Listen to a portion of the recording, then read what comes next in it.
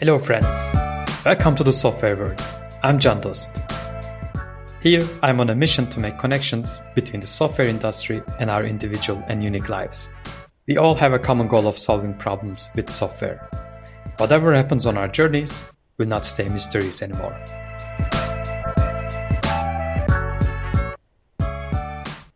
Hello everyone, welcome back to the software world with Can Dost. Today my guest is Nick Taylor. Nick is a lead software engineer with a focus on front-end at Forum. You may not know Forum, but it's the software that powers Dev.to.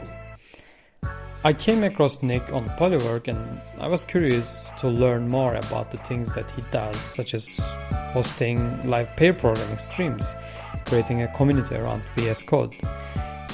You may or may not know that I started this podcast as a live stream, so I have some experience on live streaming, and for me it was very difficult. So in our conversation, Nick talks about how he hosts pair programming in live stream, which is pretty much interesting. Nick really opens up the IDE and starts from scratch, and is directly coding on live, and it's the place where you see the real programming.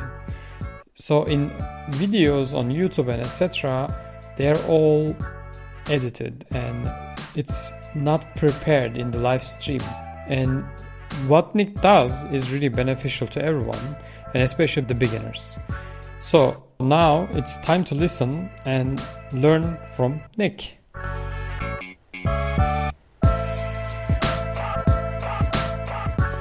Hey Nick, welcome. I'm really glad that you're here. Yeah, thanks for having me, Can Dost. I'm looking forward to our conversation today. Yeah, this topic is I had this topic for a while on my mind, but after I saw you, the topic got bigger because many things you are doing are very interesting. And when all things come together, I said, okay, now I found the perfect person to talk about those things, because open source, contributions and streaming and building communities around, those are the things I've been thinking for maybe last 6 or 7, 8 months that I've been trying to I started this podcasting with live streaming, and then I ended up saying, okay, live streaming is so much work, and then let me try the podcasting. Then I also realized, podcasting is a lot of work too. So yeah. So you host multiple streams, and this is why what I was a bit more curious about it, because I couldn't have done even one stream once a week. Okay. But you host multiple streams. Could you talk about what you do and what's your goal with them a little bit? Yeah. So if we kind of go back in time a little bit to say maybe about July 2020, I guess. Yeah, just over a year and a half ago almost. I work in open source, as we'll get into in a bit, and because it's open source, I can literally do my work in the open. There's no intellectual property to hide or anything, and I actually got inspired by a few things. Sean Wang, aka Swix, he's really popularized the learning in public movement. It's existed for a long time, but I feel like he brought it back to the forefront, and definitely in the context of software development. Yeah, I definitely really like all the things he does and continues to do with the learning in public movement. And so at first I was like, okay, you know what? I'm going to do this. I'm going to learn in public. So I said, you know what? I guess I'll try and start streaming. And I kind of also got inspired from Jason Lengstorf a bit, who's VP of developer experience at Netlify.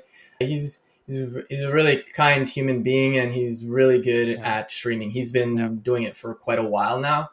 And I just liked what he was doing, and I kind of tried to model myself off of that. But when I first started, because I know you were talking about, streaming being difficult potentially. Yeah.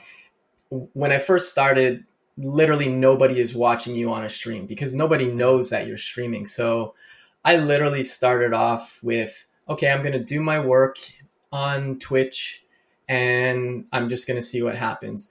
And probably the first few streams I did, literally 0 people were watching me. Yeah.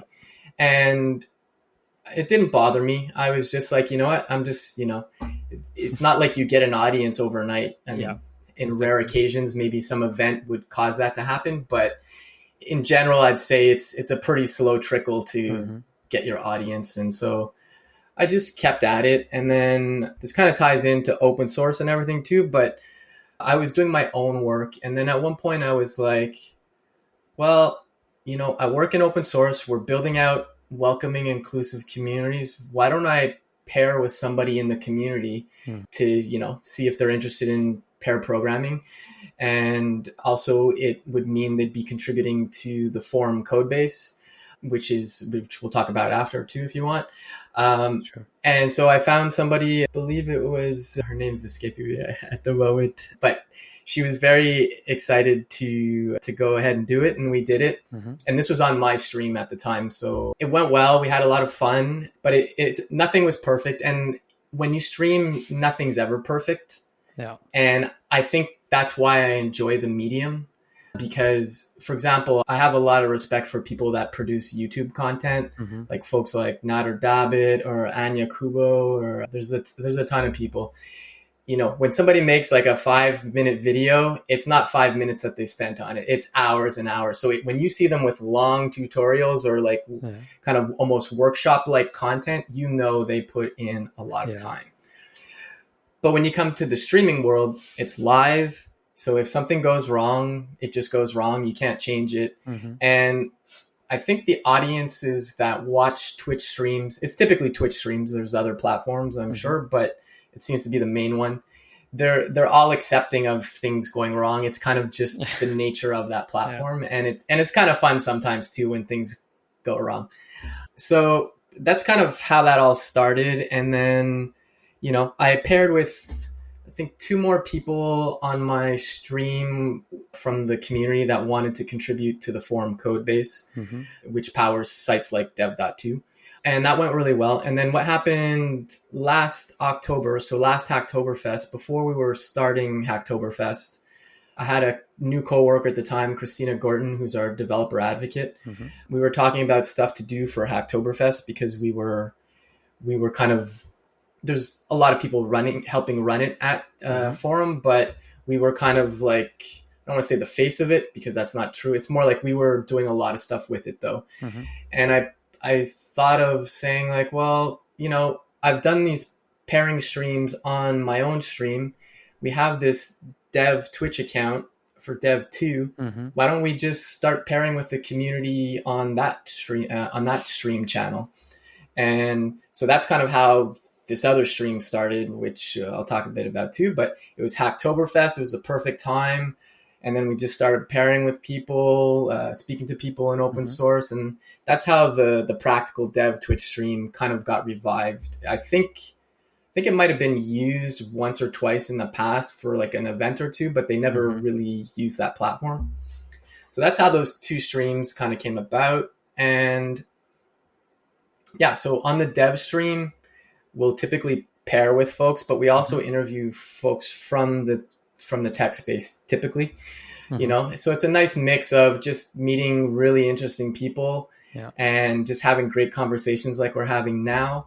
And also, when folks are available, we can pair with people. Sometimes it's on open source for the forum project, but I've paired sometimes with folks like tomorrow I'm pairing with Andrew Brown, who's like big into cloud environments, and I don't know anything about Terraform, but he's going to teach me Terraform, and I'm going to pair with him tomorrow. So that's going to be interesting.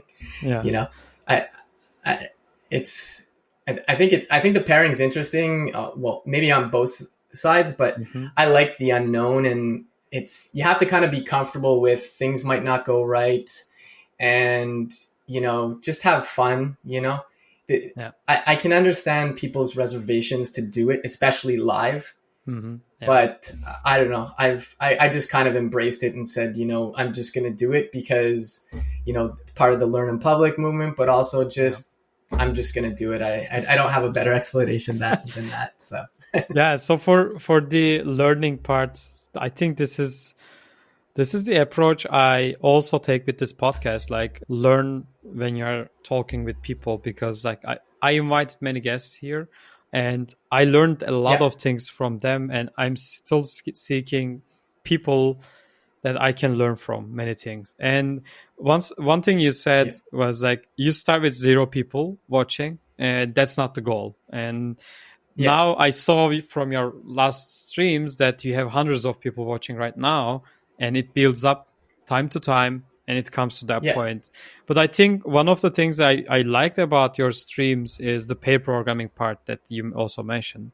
And Yeah. because this part I rarely see people are doing it. I think it's the nature of like having it in a live session, having the pair programming, Okay. because many things will go wrong, and everyone Yeah. everyone knows that. So there's no perfect, and it won't be perfect. Like nothing will be perfect on that level. But Yeah. on topic of pair programming, I'm like, why do you think it gives you right now the advantage of having it on live?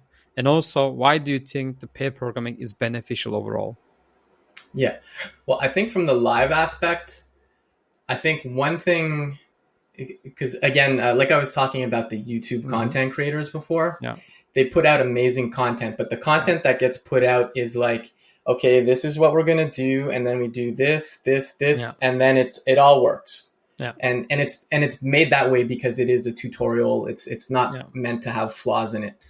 But that's not the reality. I mean, there's definitely some amazing developers out there, so maybe they're almost flawless when they do these things. But the real nature of it is, and it doesn't matter what level you are in your career, if you're just starting off or if you're like, way along in your career, you're going to be Googling stuff. You're not going to know what something is. You're going to make a silly mistake, oh, you're staring at the screen and you're like, why is this variable complaining in my linter? Oh yeah, I forgot to, put const or let before it, because when you stare at things too long. So I like the aspect of people being able to see that, like, even people with experience of any level do struggle, and it's a normal thing. It's not a bad thing, So I think that's one of the reasons why I like to do it live, and I find it funny too when I'm like, oh no, I really don't know what's going on here,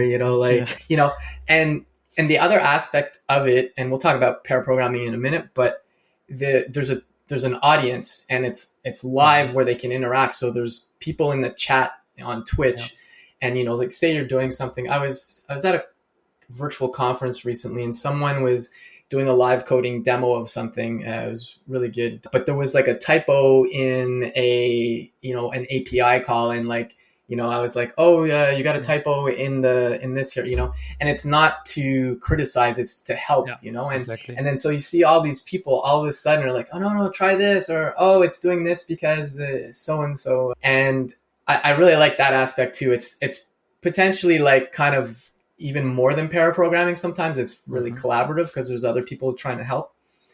And I just really like the rawness and the spirit of that. And, you can't fake it when it's live, like, yeah, no, I didn't make that mistake. It's like, yes, you did. We just saw it. It's recorded.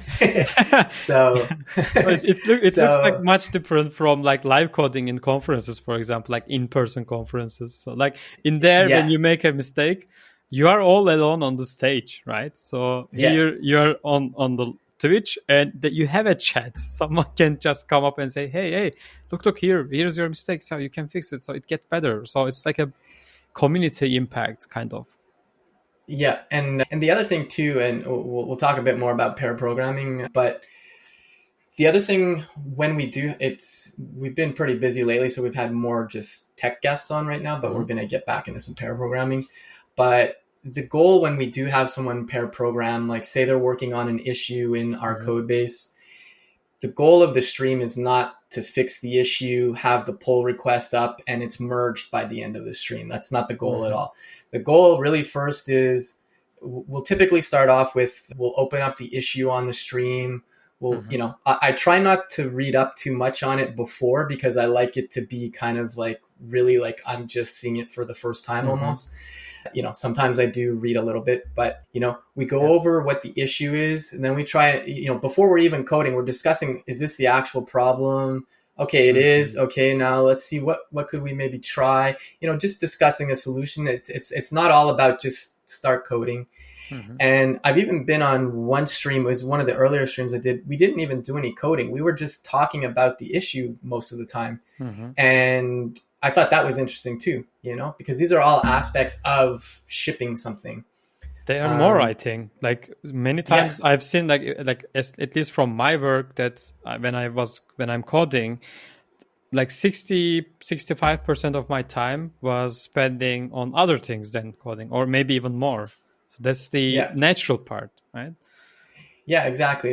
And I'm definitely not saying that the coding is the easy part, but a lot of times it'll be just like you've done all this debugging, you've looked into what the problem is, and sometimes it'll be like, oh, it's just this one line of code, but you spent hours and hours trying to figure out, oh, okay, that's why, So it's and the other thing, at least what I do on the dev Twitch stream is, I say I explicitly say the goal is not to finish this issue.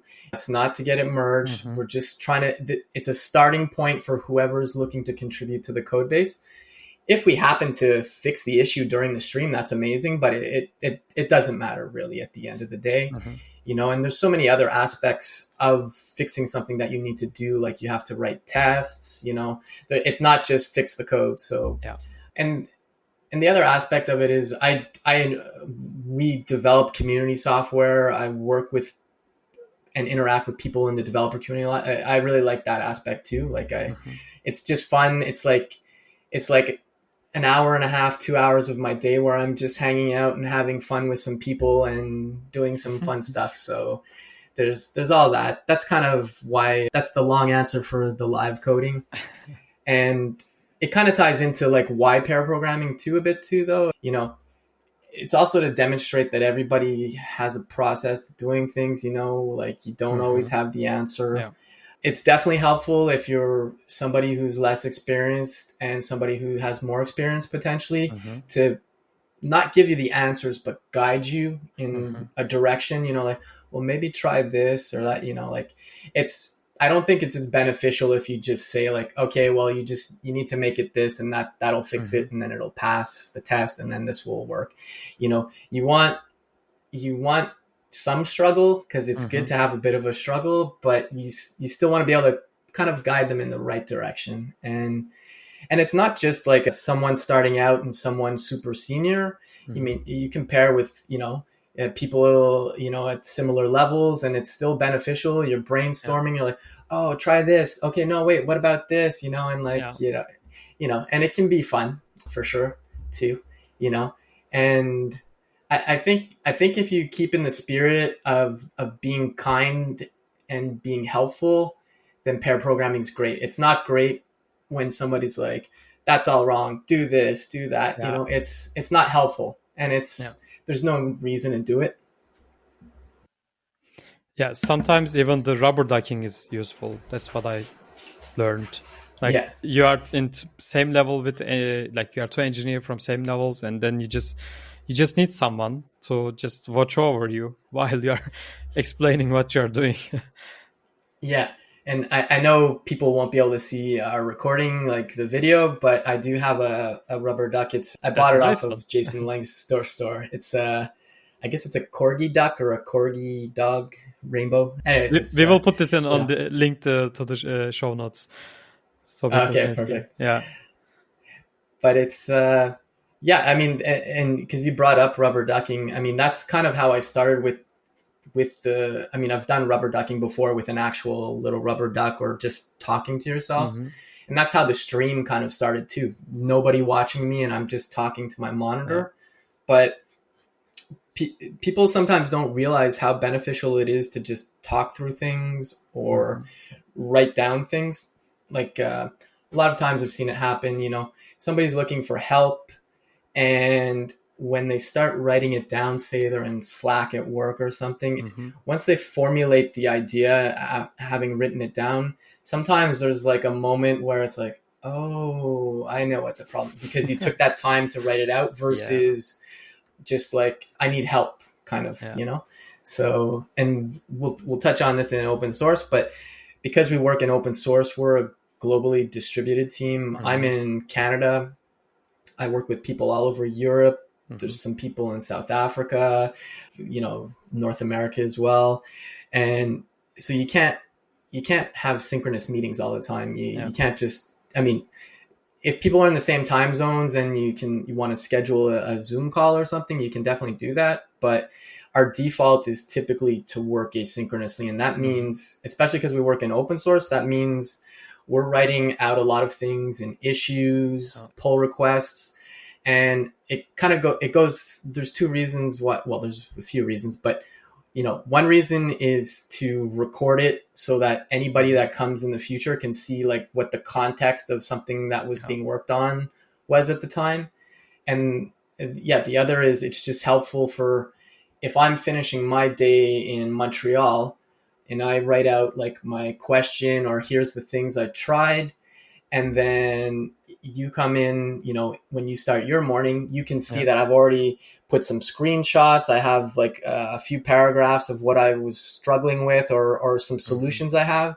And then you can go through all that and then you can reply to me whenever you have time. And then typically when I would start my day, I would probably see a reply from you. And so there is some back and forth, but I think by putting effort into working asynchronously, it avoids a lot of the back and forth, and especially the need to be synchronous. Like meetings are still important, but they aren't the default for where we work. And I think as more companies move towards a remote culture, I think this will probably happen in a lot of places.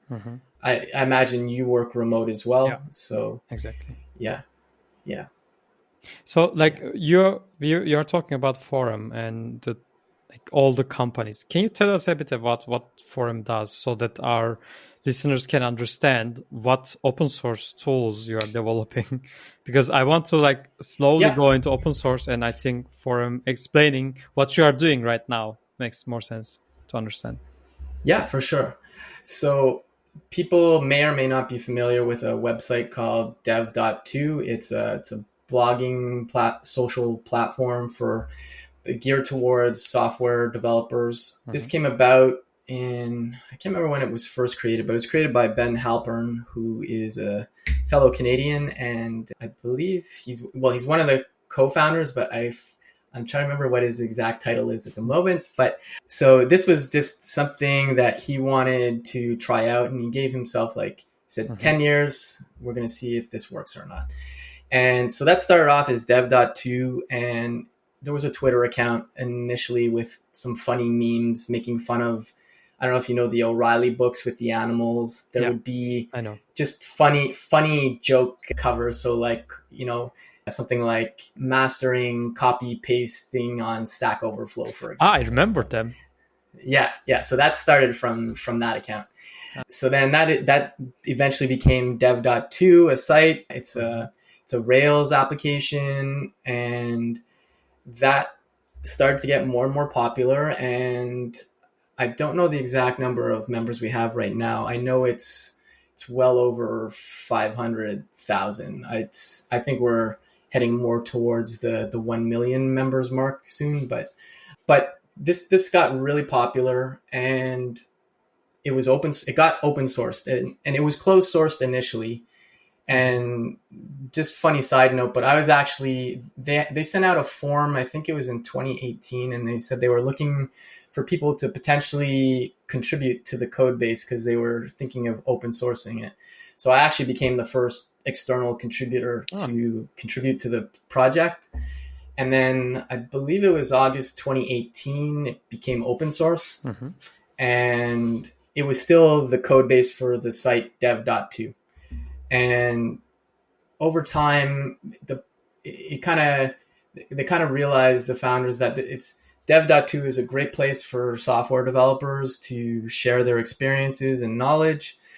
But, this could be more than just a platform for communities that are for software developers. So the idea was, why don't we make a more generic platform so that it's not developer specific? You could still have that developer specific stuff, but the idea was I guess the too long don't read is kind of more kind of make it like a WordPress kind of, in that sense, not as a not to replace WordPress, but what I mean is like make it a community in the way like they do open source. It's a blogging platform.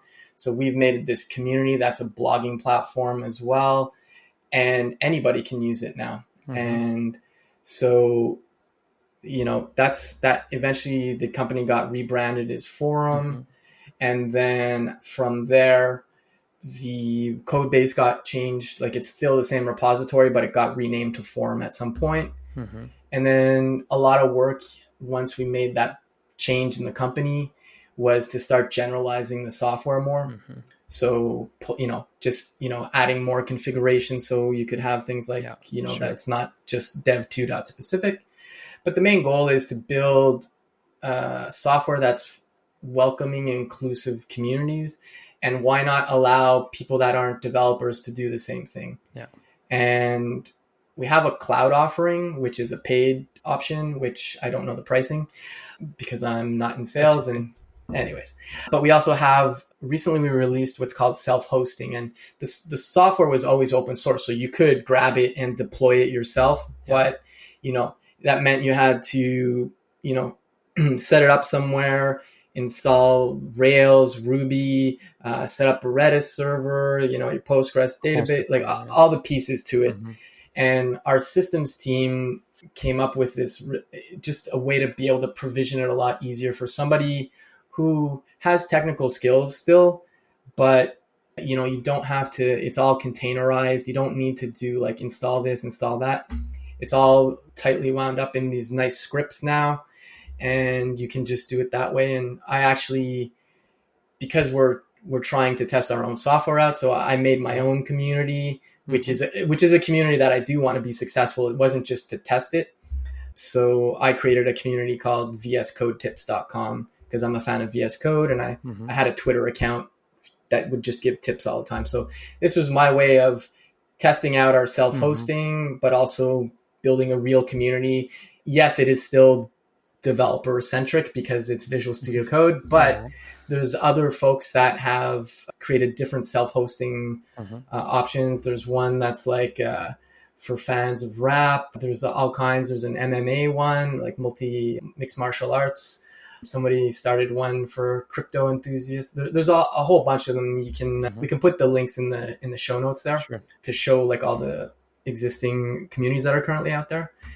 But again, the main point is building software that's open and it's welcoming and inclusive. So that's really what we've been working on, and we're hoping that folks will potentially consider it for a platform for building out their own community. So that's kind of Forum in a nutshell. I probably don't have everything exactly right. I'm not marketing, so That's okay. We are gonna also come back to your community in a moment. But before we go to that, so personally, I always recommend people, and especially junior engineers who are starting their careers and looking for ways to improve their skills, but some of them are just working alone most of the time in projects. They are maybe mid-level, they are working alone and trying to figure out how they can learn from others. And to those people, I always recommend contributing to open source. I personally like to do it all the time, but I have some contributions that I did a while back and they are still in use. I developed some library that people are still using it every day.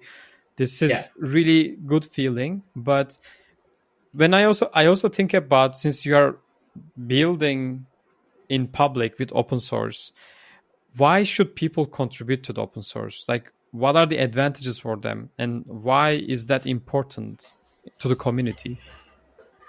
Yeah, there's a lot of reasons, and I'll preface it with, I know in some ways it's a bit of a privilege to be able to contribute to open source, and I mean that in the sense that, based on people's circumstances, they might not be able to dedicate time to this. So I just want to mention that before I talk about all the things that I think are great about it.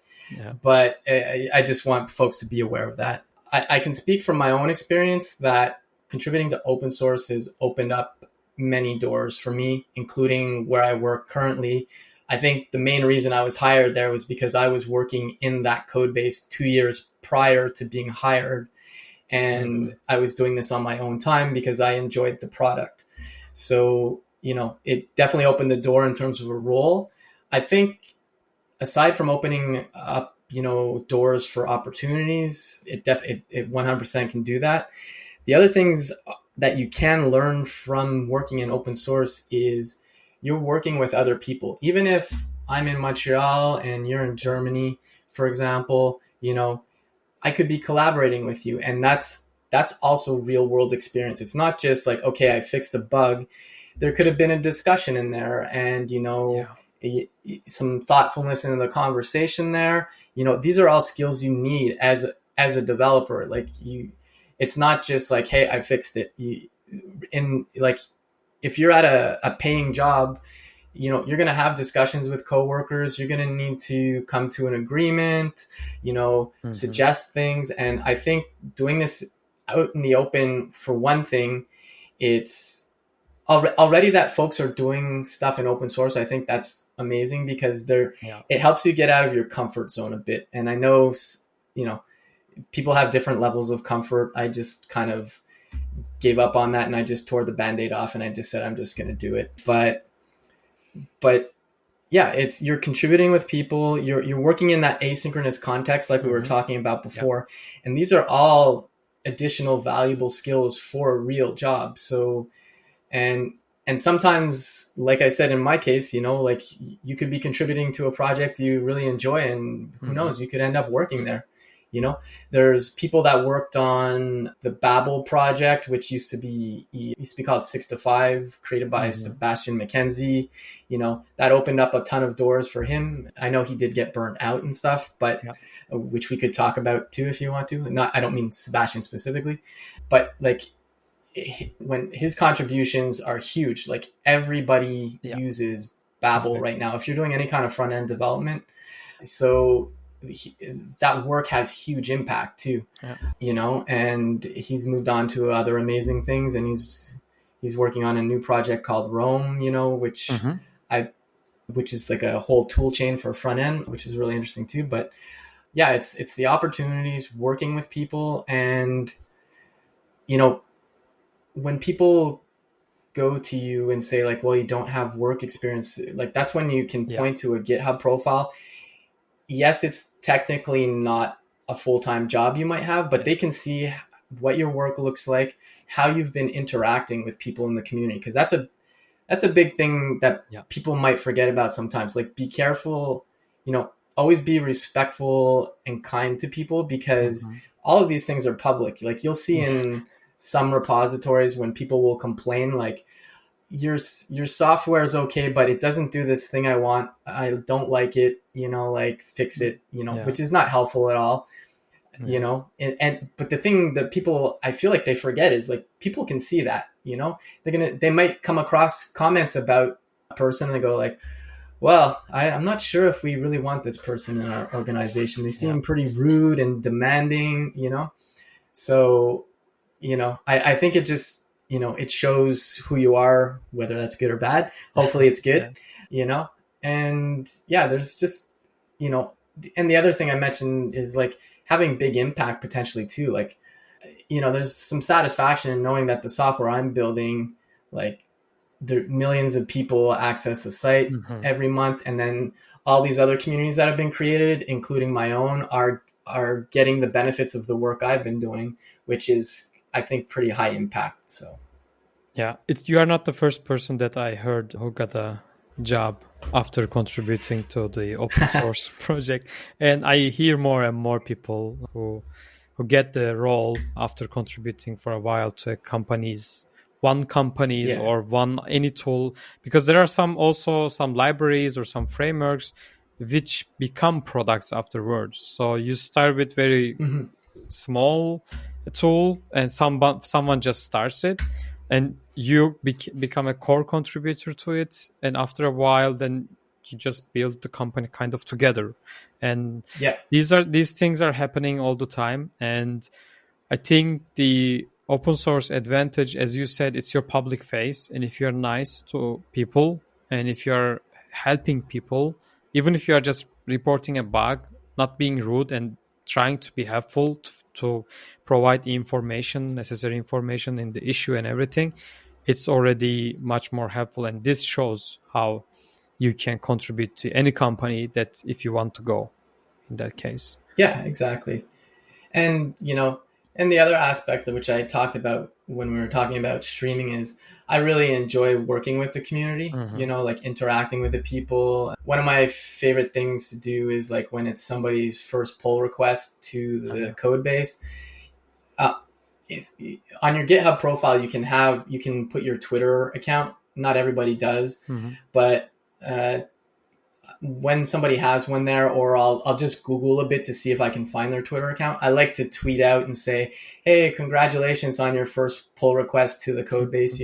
It's just a nice thing, and it's easier to complain than give praise or thanks to people. So I think it's a nice thing to do. And a funny thing came from that is, I'm not trying to drop names here, but we interviewed Brian Douglas from GitHub last week on the dev stream. He's the director of developer advocacy at GitHub, and he's big into open source, obviously. Yeah. And I was mentioning how I like to, mention when somebody gets their first pull request merged. And he was like, "Oh, well, there's this tweeting GitHub action that you can do." And then somebody was in the chat who's part of his Discord community, and he's like, we just started talking briefly, and then now we're building out a GitHub action to when somebody will merge a pull request and you can see if it's their first one, it'll automatically tweet it out, assuming they have a Twitter account on their GitHub profile. So it's just kind of like a fun thing that came about from another conversation, So it's like automating the goodness then.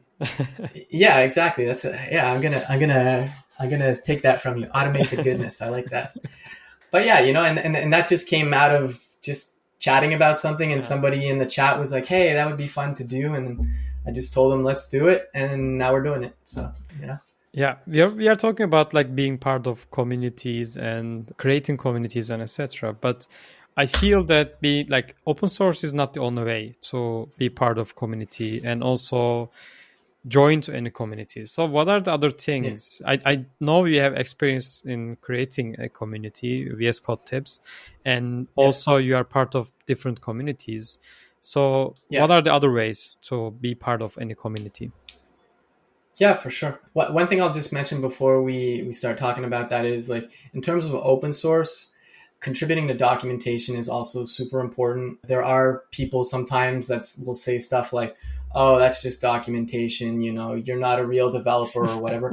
It's super important. Most of the successful projects have great documentation. So, if anybody tells you that that's not a real contribution, then I don't think it's worth talking to them. But yeah, speaking of community, so there's many things. I think one of the things it definitely when you're starting out a community, because I am starting out my community now. I have about 100 people in it. I started it about a month ago, I think. But the thing you have to do is you have to be engaged with the community, especially when it's starting. You always need to be, but starting off, you definitely have to be, because if you just put something out there and it's just sitting there, it's kind of not much is going to happen, Yeah. So, just what I've been doing has been reaching out to people. "Oh, hey, I see you posted something about VS Code, or you're having trouble with this and you figured it out. Maybe consider writing a blog post." And most people I've spoken to, they're just like, "Yeah, sure, no problem. And where do I go?" And I just point them to the community and they go ahead and do it.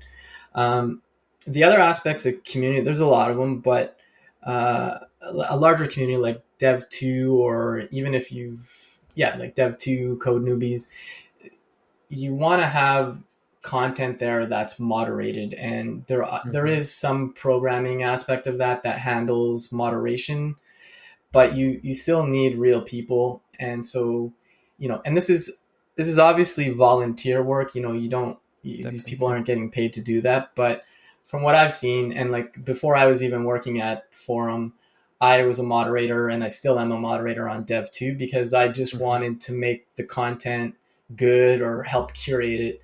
So, part of building the community is making people care, and not making, but you want them to care, and giving them, kind of some keys to do that. Moderation is definitely one of those, but the real big thing too, though, is just constantly engaging with the community.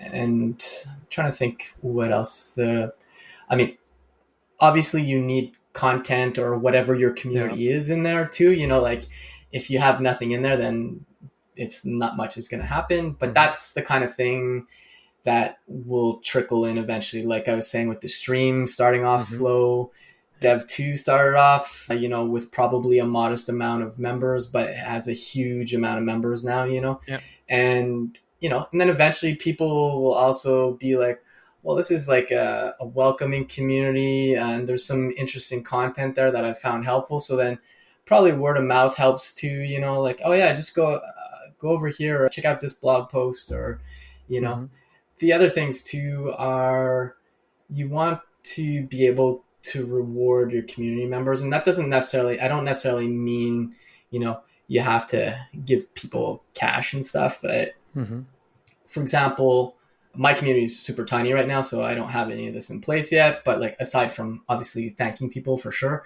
Yeah. But at some point it's fun to, like here's some stickers or like here's something just to say thanks, And I mean, I guess it depends how your community would grow. Like the communities we're in right now, they're not paid communities, but like, I wonder if in the future, like somewhere there's, like maybe a portion of it is a more premium part of it. It's not to keep people out, but it's just like you could maybe, or like the fact that you've been a member for a long time, maybe they get access to something else, stuff like that. But I think it really, I know I'm repeating myself, but I think it just comes down to staying engaged with the community and not forgetting about the community.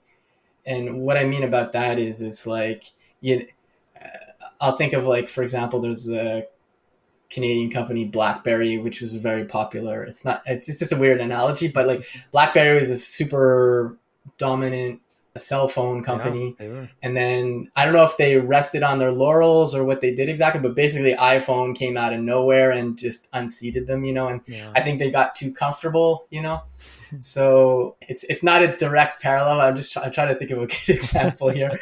Maybe we'll cut that out. I don't know, but just kind of once you made it, don't forget about the people kind of thing. It sounds kind of cheesy, but yeah.